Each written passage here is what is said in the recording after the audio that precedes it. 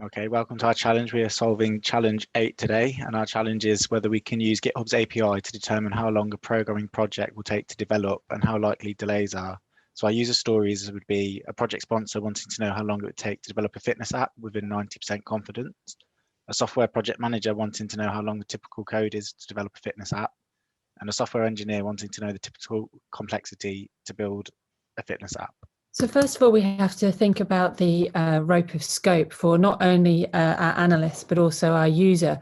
And we're working to the thin end of each of those wedges in terms of who's the stretch and the constraints. So with the constraints from the user, they're looking for us to work at pace and aggregate and analyze the business decision making information as quickly as possible, and also suppliers for in development markers that will tell us whether things are going off course. But we're working with a limited data set that's available in the GitHub repository, and we've got a time constraint of only 2 days. Gathering intelligence and extraction. So we use multiple sources to get our information from. The main one was GitHub APIs, where we got information such as the number of commits and all the metadata above, for example, the lines of code for each of the commits. We used aggregated data, which considers a person looking at the information and recording it manually. We did some web scraping, for example, to obtain the number of reviews and the number of branches for each of the projects. And of course, viewing data in UI. So we have quite an unequal data set, noisy data set with an unequal repository, where we have, for example, only 37% of the projects which were published, and 4% compliant with the feature of high quality. For example, they were published to Google Play and contain a link to Google Play. Available features include number of bugs and enhancements for each one of them, the skill set of contributors, and there is quite a lot of data available, which is great. It was quite time consuming, but it was definitely worth it. So when it comes to analyzing the data, it was noted that we had lots of data that come in different forms, whether it was text, JavaScript, or other files that we all had to collate and change into the same version so we could work with.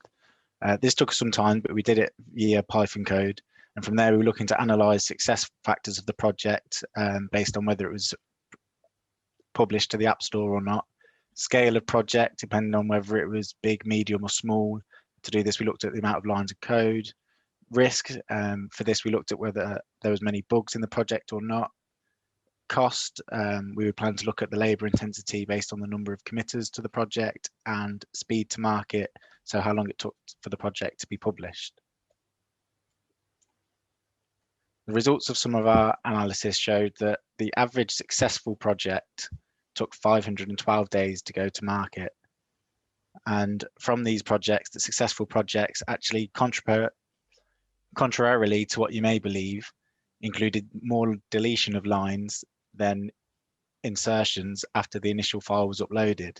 This suggests that successful projects aren't afraid to make fast changes and delete large parts of code where things aren't working, whereas unsuccessful projects tend to stick with the code that potentially isn't working and thus slows the project down.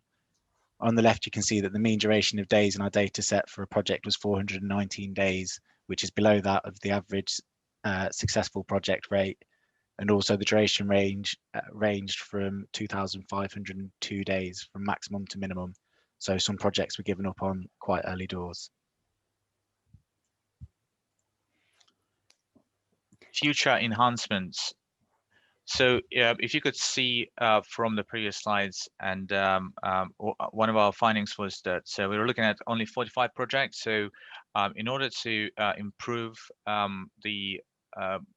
the data sets and enable machine learning in the future, we would consider adding more apps. So increase the size of the data, which will provide more confidence for the findings and enhance the accuracy of the models.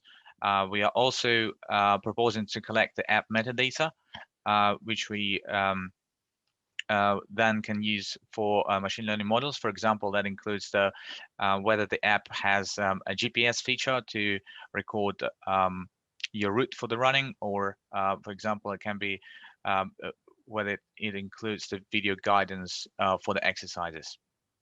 we believe that this will be powerful for machine learning modeling in the future. We also realized that most of those features are probably going to be available on Google Play and App Store. One of the other feature enhancements is that we can develop interface in, for example, Power Apps, store information on the cloud platforms such as Azure, and which will make the interaction with the model much more seamless.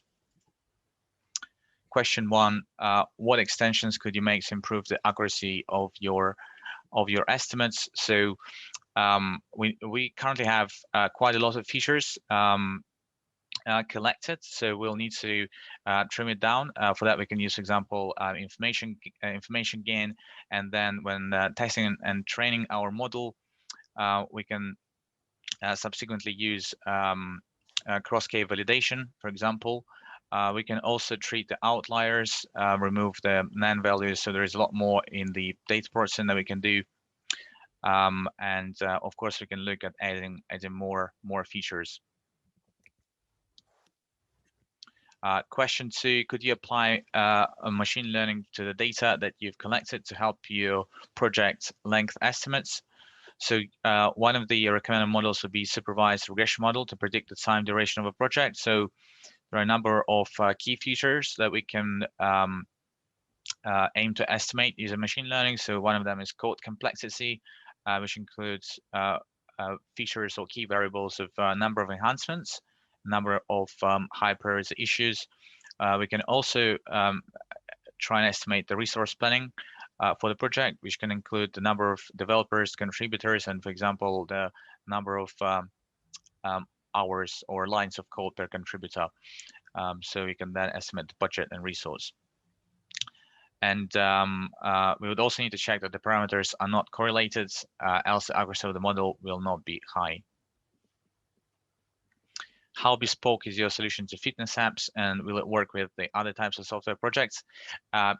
Yes, it will work with other types. Potentially, the data that we collected, the approach that we took for collecting data, and the proposed machine learning model approach can be applied to a wider range of projects. We're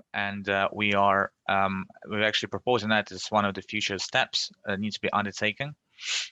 And all we need is to get the relevant repos and get the solution at work, the stability of the output and consistent data structure derived from the API means the work is reproducible and can be reproduced. As mentioned, the data sources and models can be applied further, and this is probably what we would do. We would look at the other hashtags and see how the code evolution compares, for example. That's all. Thank you very much for your attention.